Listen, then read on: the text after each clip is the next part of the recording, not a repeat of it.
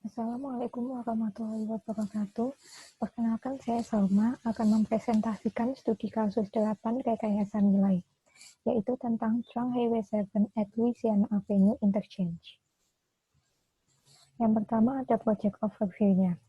Untuk proyek ini terletak di kota St. Louis Park, Minnesota, dan pekerjaan proyek ini adalah untuk mengganti persimpangan sebidang antara Louisiana Avenue dengan Trang Highway 7 menjadi persimpangan tak sebidang, karena persimpangan ini cukup padat dan selalu masuk ke 200 simpangan terpadat. Pekerjaan proyek ini juga akan mencakup jalur pejalan kaki dan jalur sepeda. Berikut adalah rencana proyek persimpangan. Tujuan dilaksanakannya proyek ini antara lain untuk meningkatkan keselamatan kendaraan, mempertahankan mobilitas atau kapasitas lalu lintas di masa depan, meningkatkan mobilitas pejalan kaki dan sepeda, dan yang terakhir adalah mendorong pembangunan ekonomi. Berikut adalah permasalahan proyek yang terjadi. Yang pertama adalah hindari dampak terhadap kompleks apartemen Louisiana Oaks dan Sam's Club. Yang kedua adalah lalu lintas pejalan kaki dan sepeda harus diakomodasi selama konstruksi. Yang ketiga, bagian kanan dalam dan kanan luar jalan Louisiana bagian timur akan ditutup sebagai bagian dari proyek. Yang keempat, tanggal kewajiban pendanaan jatuh pada Maret 2012, namun ada potensi perpanjangan 1 tahun dengan persetujuan sebelumnya dari NetCouncil. Yang kelima, proses penilaian lingkungannya baru saja dimulai, sehingga draft dokumen telah dijadwalkan akan keluar pada Oktober tahun 2010. Selanjutnya, dampak banjir perlu dikurangi, harus aman terhadap umur banjir 100 tahunan. Yang ketujuh, hindari dampak pada properti 4F. Yang kedelapan, meminimalkan penggalian karena potensi tinggi tanahnya terkontaminasi. Kemudian rel kereta api juga ada yang menyeberang di atas Trang Highway 7 di ujung timur proyek. Dan yang terakhir, pertimbangan untuk tidak berdampak pada stasiun pompa dan kantor medis di sepanjang Lake Street. Kemudian untuk studi VE-nya adalah sebagai berikut. Yang pertama, ruang lingkup rekayasa nilainya. Yang pertama, melakukan peninjauan dan analisis menyeluruh terhadap masalah proyek utama dan desain konseptual dengan menggunakan tim multidisiplin dan lintas fungsional. Yang kedua, fokus dari studinya untuk membantu identifikasi alternatif yang akan meningkatkan mobilitas dan mengurangi konflik kendaraan dan non-kendaraan lalu lintas. Yang terakhir, alternatif yang akan meminimalkan dampak terhadap perkembangan yang ada dan meningkatkan peluang untuk pengembangan atau pembangunan di masa depan. Berikut merupakan analisis proyek yang pertama menggunakan cost model. Bisa dilihat pada tabel di samping. Berikut adalah item-item pekerjaannya dan ada pula biaya yang diperlukan untuk setiap pekerjaan dan persentasenya. Bisa dilihat bahwa pekerjaan roadway atau jalan raya memiliki persentase paling besar. Dan yang paling kecil biayanya adalah pekerjaan dewatering. Yang selanjutnya ada analisis fungsi. Analisis fungsi ini mengubah elemen proyek menjadi fungsi yang menggerakkan tim VE menjauh dari desain asli dan membawa ke konsep fungsional proyek. Bisa dilihat pada tabel di samping. Berikut adalah analisis fungsinya. Jadi fungsi itu didefinisikan dalam kata kerja kata benda pernyataan untuk mengurangi kebutuhan proyek ke tingkat yang paling elemental.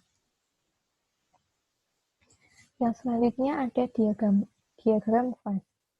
Bisa dilihat pada basic function diagram ini ada mengurangi konflik, meningkatkan mobilitas, dan menciptakan akses. Dan secondary function-nya ada mengontrol akses, menghilangkan akses, dan memaintain atau merawat lokal akses, dan seterusnya.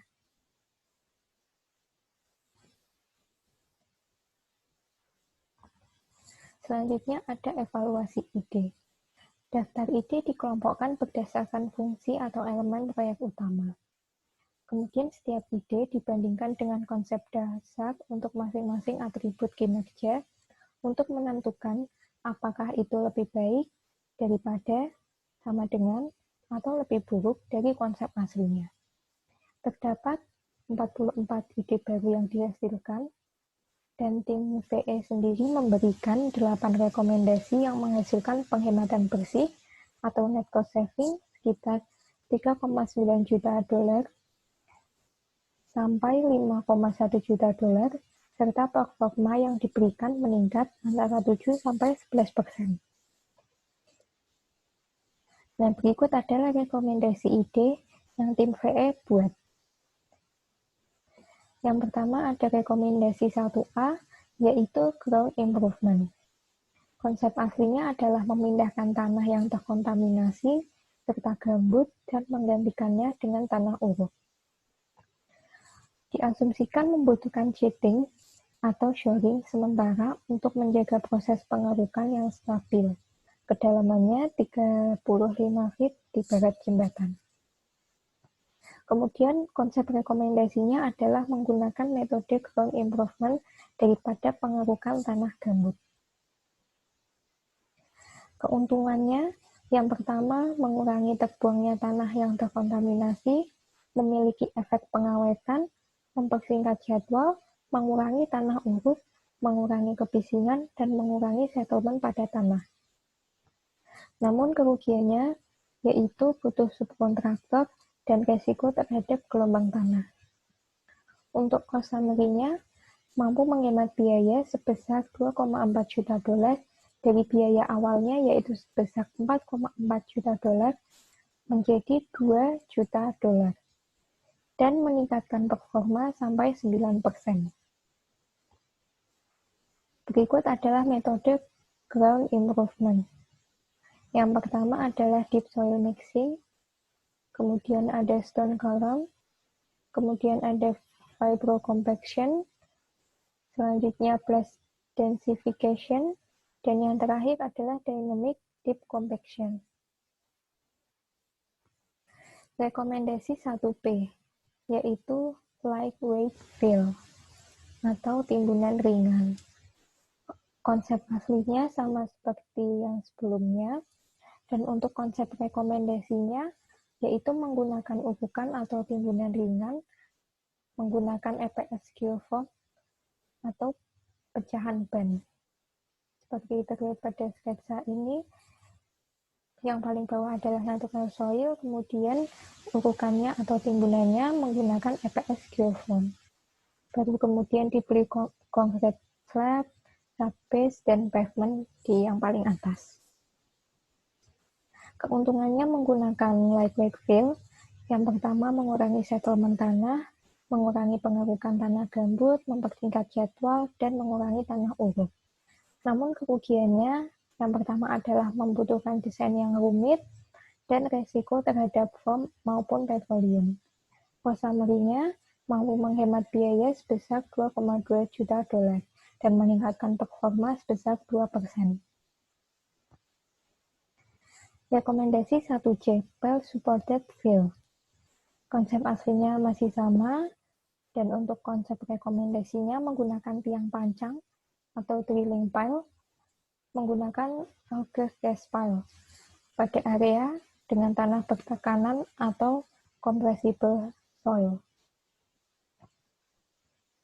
Keuntungannya menggunakan pancang adalah mengurangi pengurukan, mengurangi maintenance jangka panjang, mengurangi resiko pekerjaan jembatan, mengurangi biaya berlebihan. Dan kerugiannya, yang pertama adalah polusi suara saat pemancangan, dan membutuhkan koordinasi dengan sheet piling yang akan dibutuhkan pada konstruksi jembatan.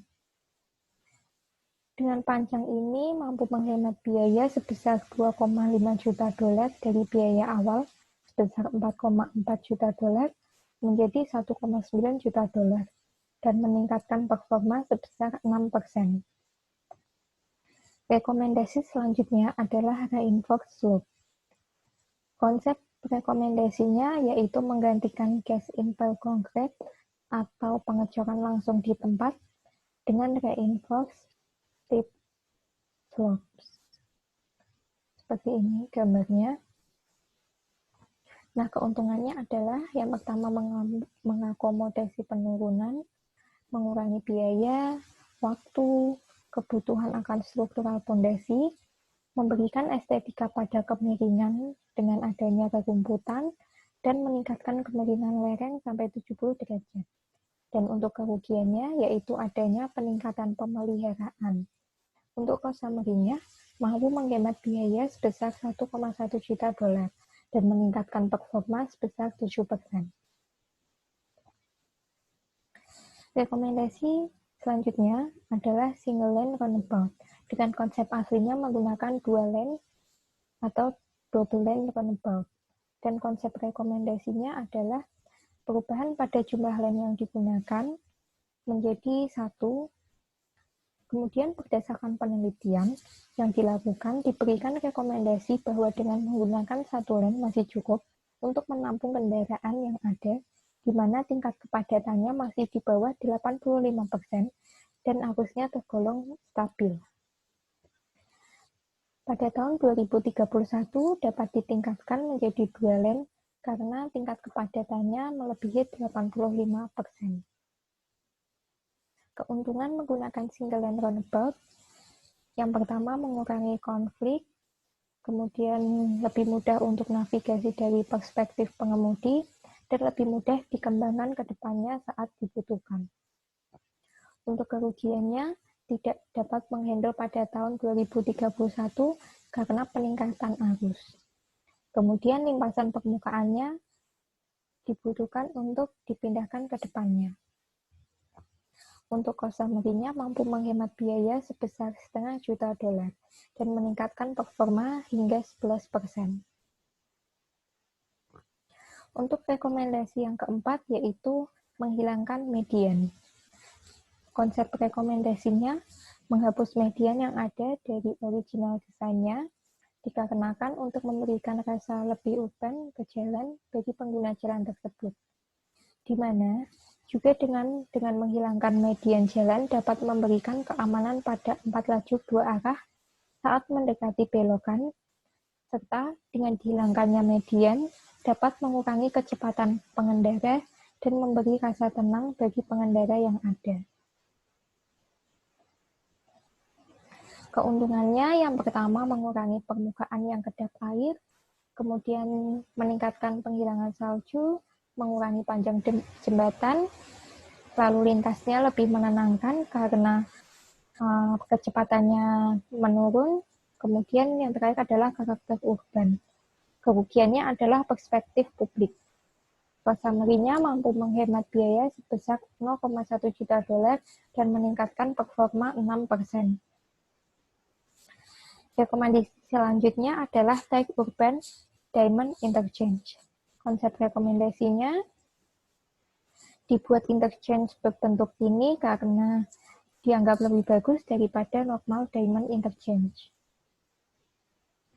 Keuntungannya, jejak proyek keseluruhan lebih kecil, pengaruhnya lebih sedikit terhadap bisnis yang ada di bagian utara, desain remnya meningkat, operasi lalu lintasnya juga meningkat, ekspektasi pengemudi juga meningkat, dan yang terakhir akan sesuai dengan jalan existing saat ini. Kerugiannya, meningkatkan konflik setelah runabout dan dapat terpengaruh akibat apartemen. Dengan rekomendasi ini mampu menghemat biaya sebesar $1,5 juta dan meningkatkan performa 7%. Kemudian rekomendasi selanjutnya adalah single point runabout interchange.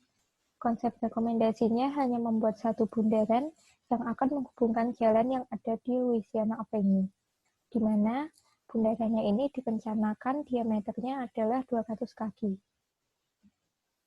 Keuntungannya meningkatkan familiaritas kepada pengemudi, mengurangi pengaruh lalu lintas, meningkatkan desain rem, berkurangnya pengaruh kepada akses bisnis di bagian utara, meningkatkan lalu lintas, dan meningkatkan ekspektasi pengemudi. Kerugiannya adalah membutuhkan lebih panjang struktur jembatan untuk dipaskan kepada bundarannya.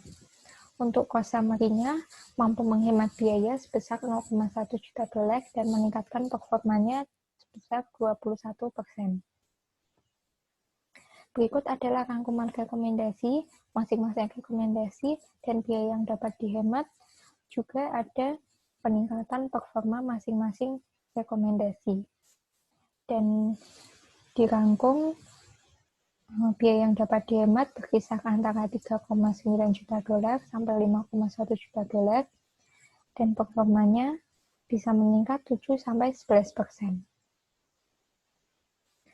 Nah, dari banyaknya rekomendasi yang telah dibuat, berikut adalah strategi implementasinya.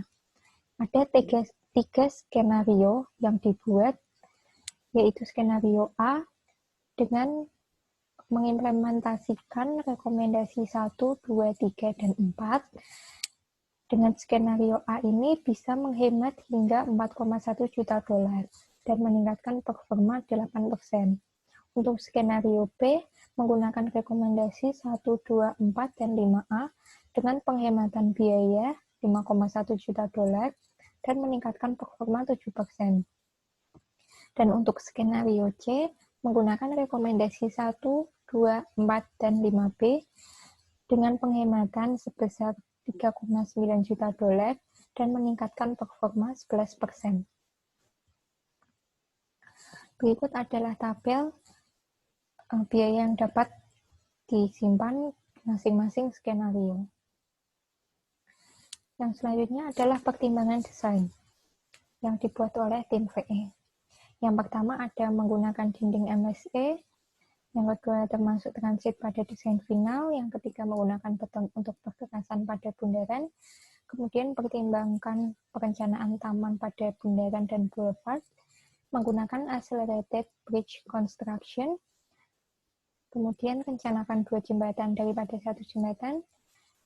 Kemudian pertimbangkan merencanakan jembatan menggunakan steel girder. Dan yang terakhir, rendahkan profil bukit pada Trang Highway 7 antara Texas Avenue dengan Louisiana Avenue. Yang selanjutnya adalah manajemen lalu lintas selama konstruksi. Tim VE harus mempertimbangkan skenario dan ide yang terpilih dapat terlaksana dengan baik saat proses konstruksi.